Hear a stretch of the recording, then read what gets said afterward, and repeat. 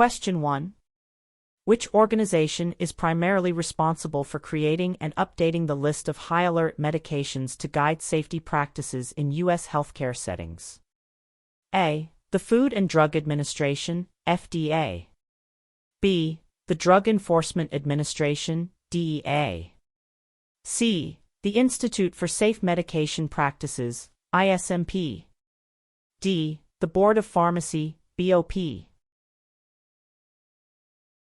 Answer: C. The Institute for Safe Medication Practices, ISMP. This question tests your knowledge of the key organizations involved in medication safety, specifically asking who publishes the high-alert medication list. The Institute for Safe Medication Practices, ISMP, is a nonprofit organization devoted entirely to preventing medication errors. While the FDA and DEA have critical roles, the ISMP specifically focuses on gathering error reports and creating best practice guidelines, including its well-known list of high-alert medications.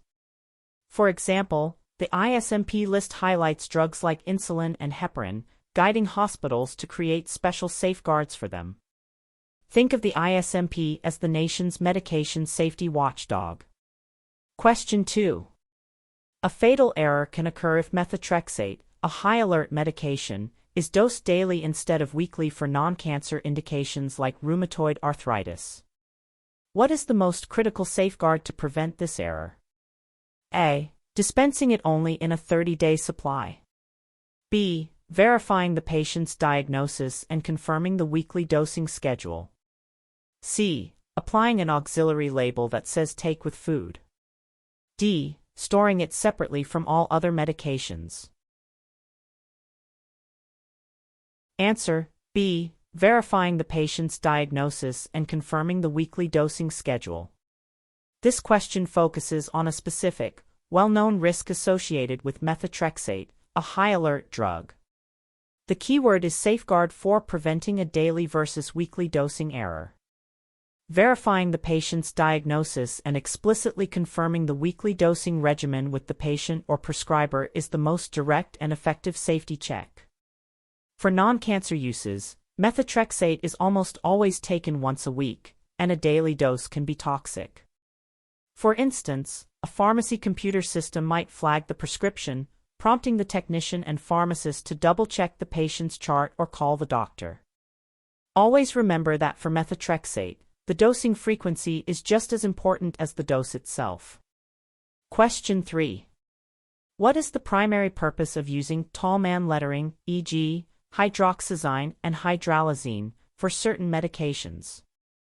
A. To indicate that the medication is a controlled substance.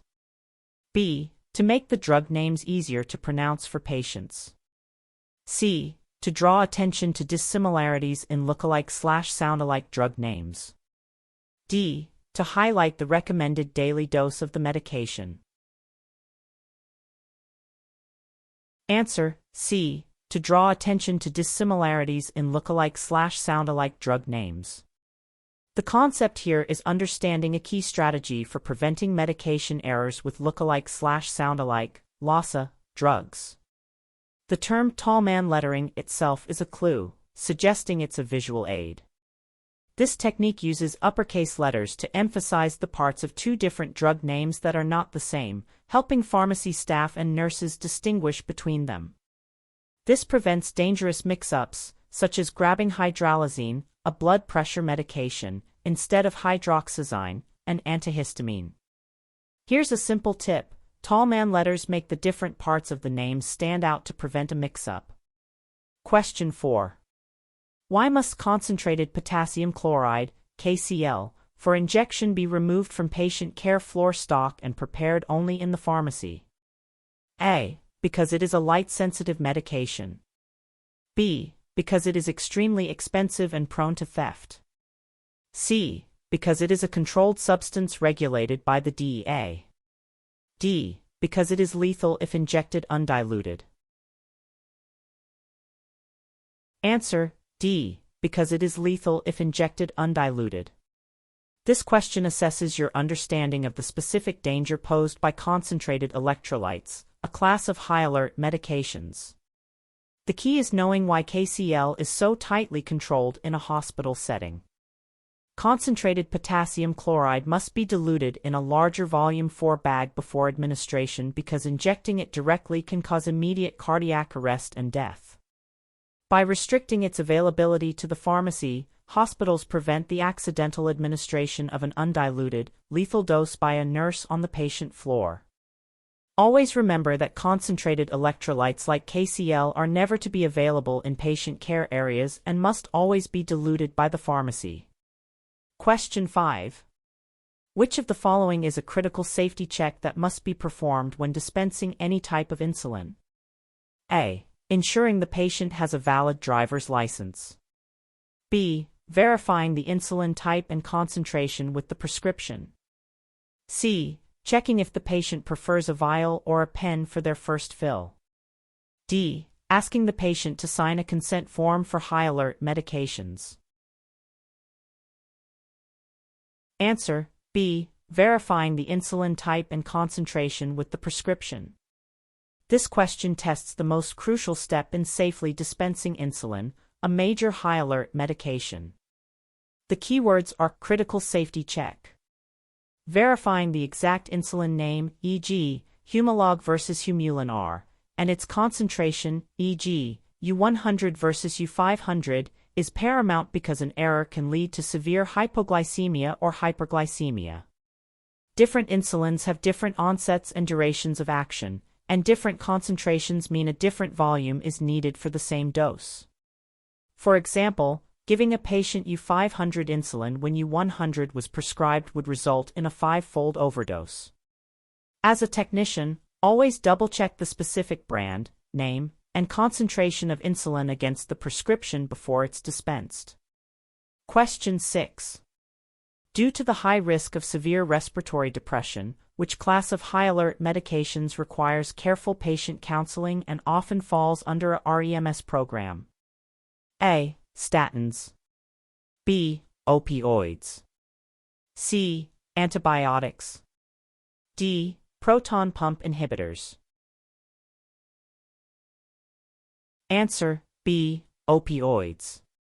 The question asks you to identify a high-alert drug class based on its primary risk, which is respiratory depression, dangerously slowed breathing. This is the hallmark danger associated with opioids. Medications like oxycodone, morphine, and fentanyl are powerful pain relievers but can be lethal in overdose or when mixed with other sedating substances. To manage this risk, many opioids are subject to a Risk Evaluation and Mitigation Strategy (REMS) program, which requires extra education for prescribers and counseling for patients on safe use, storage, and disposal. When you see respiratory depression, your first thought in a pharmacy context should be opioids. Question 7. What is the primary reason a medication is classified as high alert? A. It has a high potential for abuse and dependency. B. It is very expensive to manufacture. C. It carries a heightened risk of causing significant patient harm when used in error. D. It is a newly approved drug with limited safety data. Answer: C. It carries a heightened risk of causing significant patient harm when used in error. This question tests the fundamental definition of a high-alert medication. The key phrase is primary reason. A medication is designated as high alert not because errors are more common, but because the consequences of an error are much more severe. While some high-alert drugs may also be expensive or have abuse potential, like opioids, the core reason for the classification is the risk of significant injury or death if a mistake is made. For example, a simple decimal point error with the anticoagulant heparin can lead to catastrophic bleeding. Remember, high alert equals high risk of harm if an error occurs. Question 8. An independent double check is a core safety strategy for high alert medications. What does this process correctly involve? A. One person checking their own work twice before finishing. B. The pharmacist asking the patient to confirm the medication is correct. C. Two different staff members separately checking the work without influencing each other. D. Using a barcode scanner to verify the medication and then having a pharmacist approve it. Answer: C. Two different staff members separately checking the work without influencing each other. This question focuses on the definition of a specific safety procedure, the independent double check. The keyword is independent, which implies separation. A true independent double check requires a second qualified person to conduct their own verification of a task, like a drug calculation or product selection, from start to finish without being influenced by the first person's result. This prevents one person's mistake from being missed, as might happen if the second checker is just quickly glancing over the first person's work. For example, one technician calculates a dose for a pediatric 4, and a second technician performs the exact same calculation from scratch to see if they get the same answer. Think of it as two people solving the same math problem separately to ensure the answer is correct. Question 9. Which of the following is a primary safety concern for pharmacy staff when handling and preparing intravenous chemotherapeutic agents? A. Ensuring the medication is not exposed to light. B. The high cost of the medication. C. The risk of accidental exposure due to the drug's toxicity. D. The potential for drug diversion and abuse. Answer: C. The risk of accidental exposure due to the drug's toxicity. The concept tested is occupational safety when dealing with a specific class of high-alert drugs, chemotherapy agents. The keywords handling and preparing point toward risks for the pharmacy staff. Chemotherapy drugs are hazardous because they are designed to kill rapidly dividing cells and can harm healthy cells if technicians are exposed through inhalation, skin contact, or accidental ingestion. This is why strict protocols, including personal protective equipment, PPE, and special ventilated hoods, are required. While other concerns exist, the direct toxic risk to the handler is the most immediate and critical safety issue.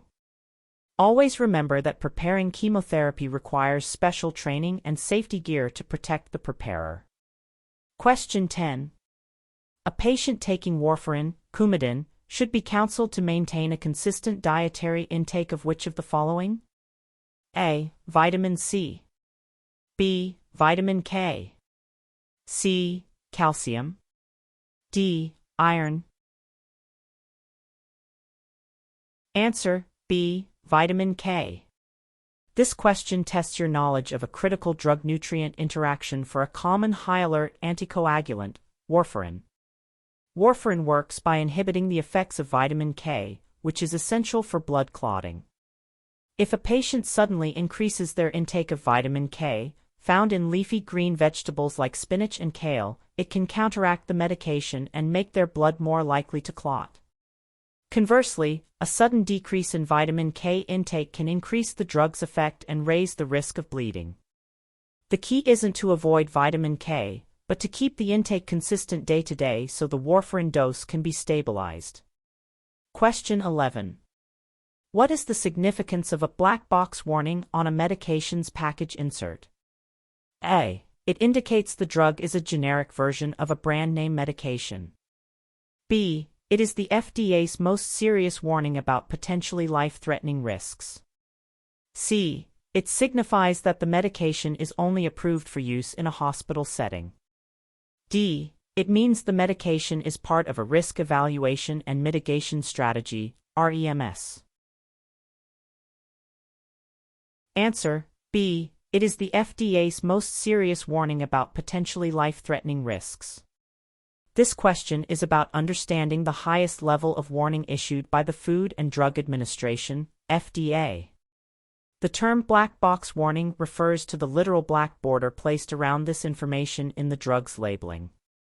This warning is reserved for medications that carry a significant risk of serious or even life-threatening adverse effects, and it's designed to be the first thing a prescriber or pharmacist notices. For example, many antidepressants have a black box warning about increased suicide risk in young adults. Think of a black box warning as the FDA's loudest possible alarm bell about a drug's potential dangers. Question 12. A risk evaluation and mitigation strategy, REMS, is required by the FDA for certain high-alert medications. What is the primary goal of a REMS program? A. To lower the cost of the medication for patients. B. To ensure the benefits of a medication outweigh its risks. C. To speed up the drug approval process. D. To encourage physicians to prescribe the medication more often. Answer: B. To ensure the benefits of a medication outweigh its risks. The question asks for the primary goal of a REMS program, a key safety concept.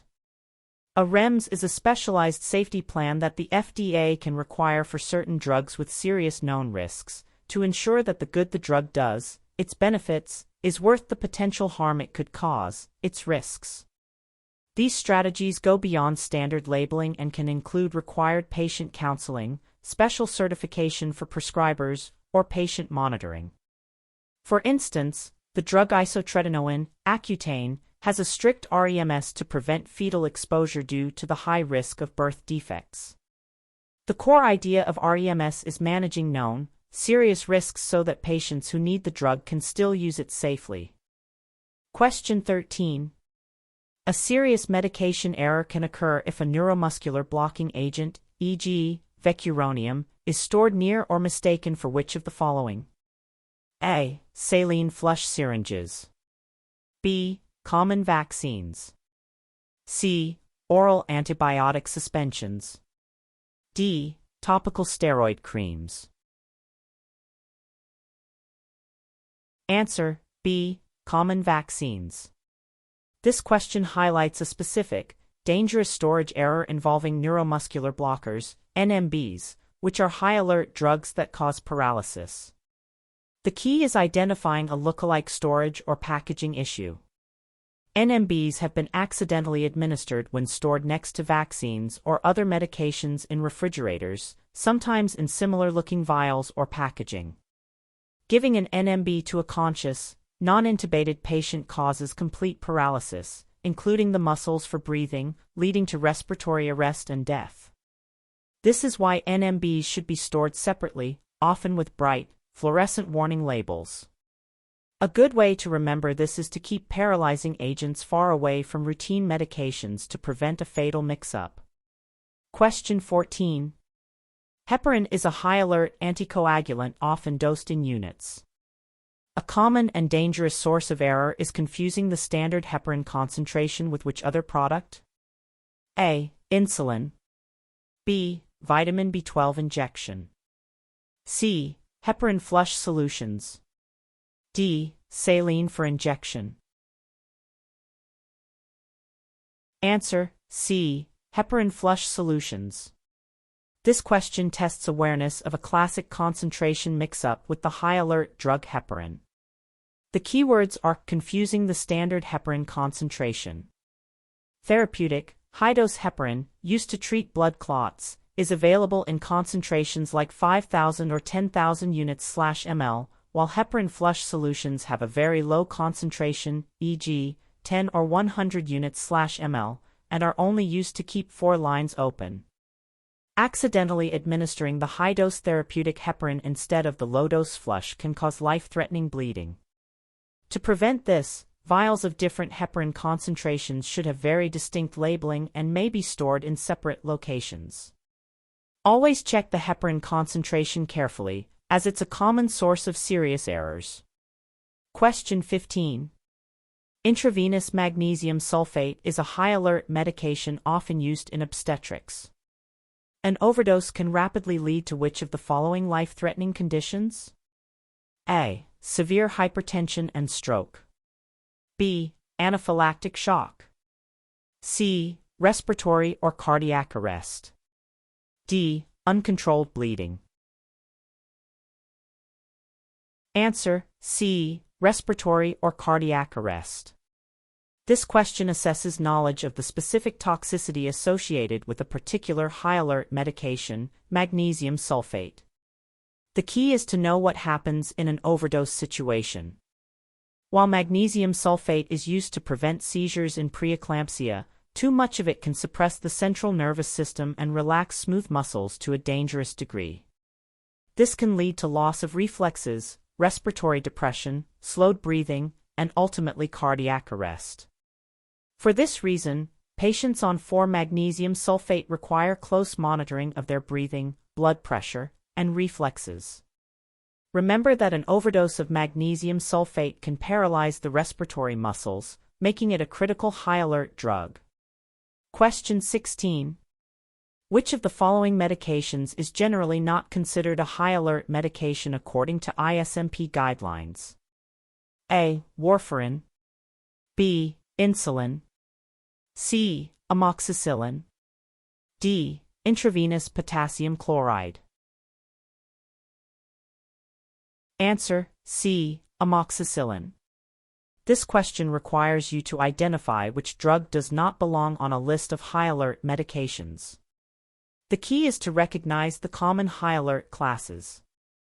Warfarin, an anticoagulant, insulin, for diabetes, and 4-potassium chloride, an electrolyte, are all classic examples of high-alert medications because errors with them carry a high risk of severe patient harm. Amoxicillin, a common antibiotic, is generally not considered high-alert because while errors can happen, they are far less likely to cause the catastrophic outcomes associated with the others. The takeaway is to be familiar with the main categories of high-alert drugs, such as anticoagulants, insulins, opioids, and concentrated electrolytes. Question 17.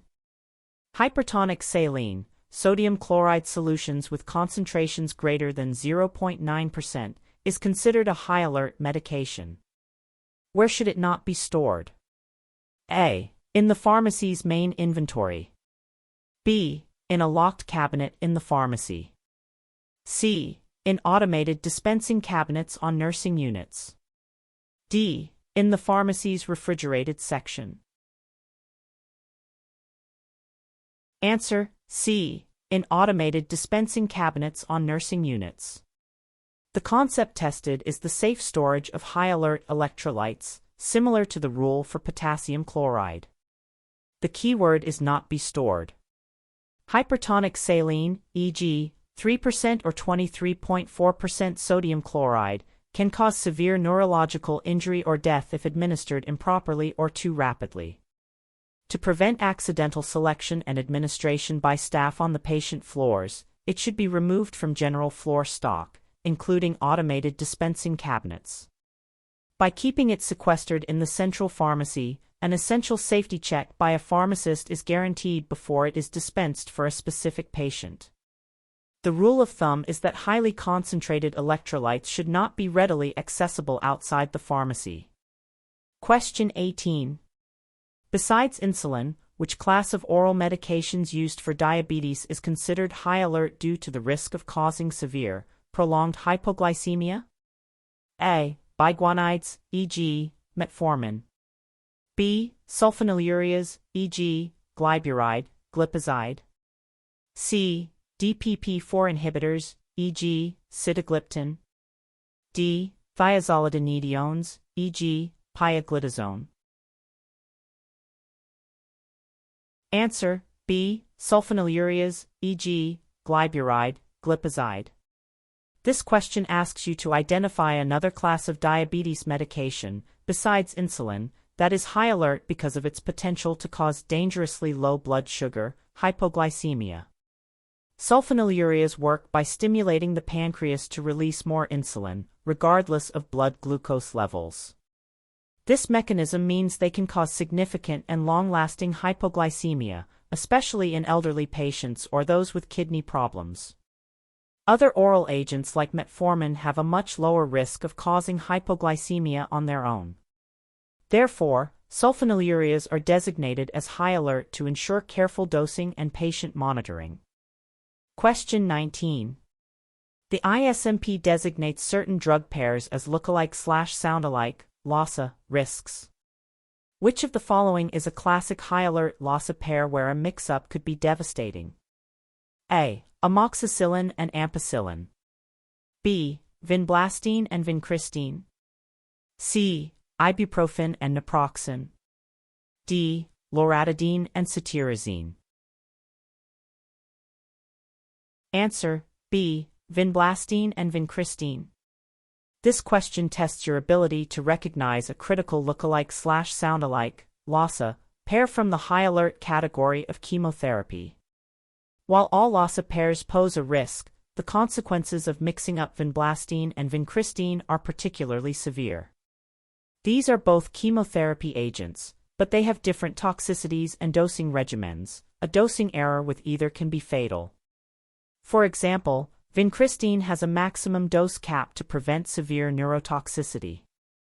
A tip to remember this is that many of the most dangerous LASA pairs involve high-alert medications like chemotherapy agents or cardiovascular drugs. Question 20.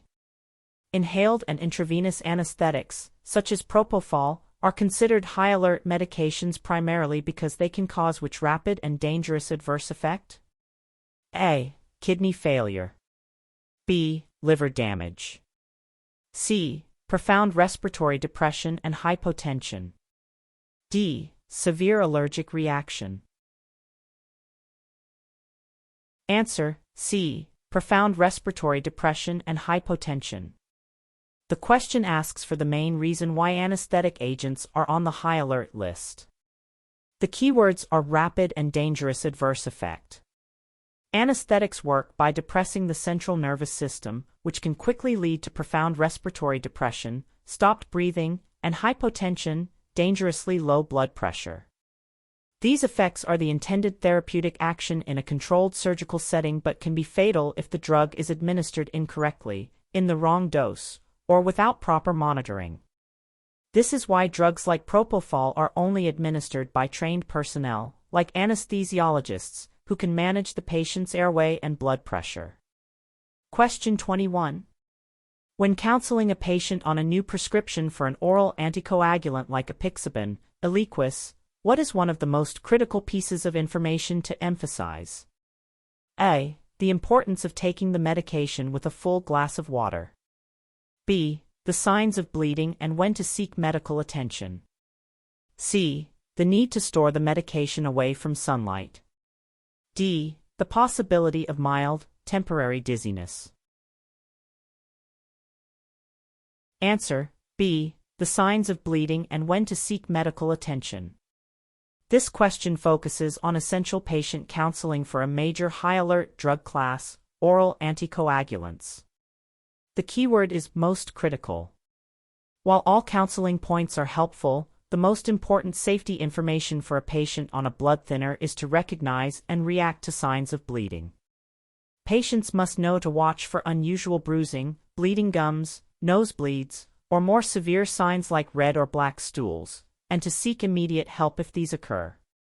This knowledge can be life-saving, as uncontrolled bleeding is the primary risk of anticoagulant therapy. Always stress the signs of bleeding when dealing with any anticoagulant. Question 22. What is a common strategy used in pharmacies and on nursing units to reduce the risk of accidentally selecting the wrong high-alert medication from a shelf or bin? A. Storing them in alphabetical order with all other drugs. B. Using warning stickers and storing them in a separate, designated location. C. Placing them at eye level to make them easier to see. D. Keeping them in the original shipping boxes to reduce handling. Answer: B. Using warning stickers and storing them in a separate, designated location. This question tests your knowledge of practical, real-world strategies for handling high-alert medications safely. The goal is to reduce selection errors. Storing high-alert drugs together alphabetically with all other medications increases the risk of mix-ups. The best practice is to segregate them, either on a different shelf or in a marked bin, and apply standardized, brightly colored warning labels, e.g., high alert. This physical separation and visual cue forces staff to pause and pay extra attention when selecting one of these medications. Question 23. Intravenous epinephrine is a potent high-alert medication. An accidental overdose is most likely to cause a dangerous and sudden increase in which of the following? A. Blood glucose. B. Body temperature. C. Blood pressure and heart rate. D. Serum potassium levels. Answer: C. Blood pressure and heart rate. The question asks about the primary toxic effect of an epinephrine overdose, a key high-alert adrenergic agonist. Epinephrine is a powerful stimulant of the cardiovascular system. In an overdose, it causes extreme vasoconstriction, tightening of blood vessels, and an increased heart rate, leading to a hypertensive crisis, dangerously high blood pressure, life-threatening arrhythmias, and potentially a heart attack or stroke. This is why different concentrations of epinephrine exist for different uses, e.g., low concentration in local anesthetics versus high concentration for cardiac arrest, and a mix-up can be fatal. Remember, epinephrine is a major fight or flight hormone, so an overdose sends the heart and blood pressure into overdrive. Question 24. Antiarrhythmic medications, such as amiodarone, are classified as high alert because incorrect dosing or use can directly lead to what dangerous outcome? A. New or worsened heart rhythm abnormalities. B. Severe kidney damage. C. Addictive behavior. D. Suppression of the immune system. Answer: A. New or worsened heart rhythm abnormalities. The concept tested here is the inherent risk of the antiarrhythmic drug class. The drug name antiarrhythmic itself is a clue. These medications are used to correct abnormal heart rhythms, but they are a double-edged sword. If the wrong drug or dose is given, they can paradoxically cause new, and sometimes more dangerous, arrhythmias. This is known as a proarrhythmic effect. Because of this narrow therapeutic index, the small window between a helpful dose and a harmful one, they are considered high alert and require careful monitoring. Question 25. What technology is commonly used in hospitals and is especially critical for helping to prevent errors with high alert intravenous, for medications?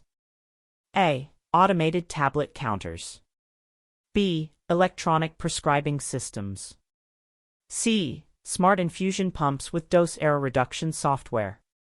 D. Barcode scanners for inventory management.